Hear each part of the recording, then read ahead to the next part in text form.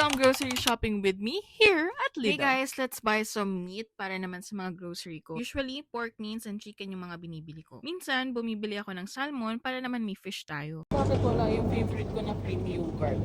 Mura lang dito yung mga yogurt, diba? 1.89 lang usually. Yung creamy yogurt yung binibili ko. Ito ba yun? Oh, iba na yung design. Creamy natural yogurt. Greek yogurt na rin hinahanap. Natural yogurt ko. Bakit wala? As in, like, wala o. Nalinis. So, ito na yan. So, I'll try this. July 30. Wala nung mga later dates. Kukuha tayo ng pork mince. Ito pa lang yung mga nabibili ko. Bili tayo ng double cream para sa mga ulam na lulutuin ko or pag nagbe-bake ako. Ito yung bakery section ng Lidl. Masarap yung butter and hazelnut croissant. Okay, chocolate section. Nakakuha na ako. Para pag magbe-bake ako. So, tingnan natin. Nasa chocolate na naman tayo. Sabi ni Andra, okay daw yung person.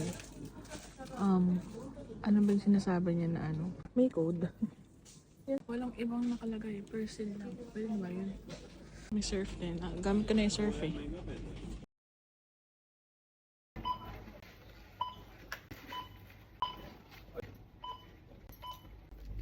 Arbor than piece of rice.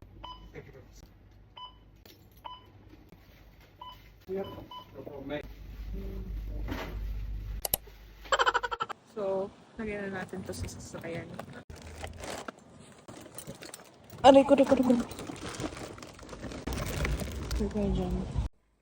Okay, unboxing na tayo. For baking and alright. That's it guys. Next month na ulit tayo mag-grocery shopping. See you!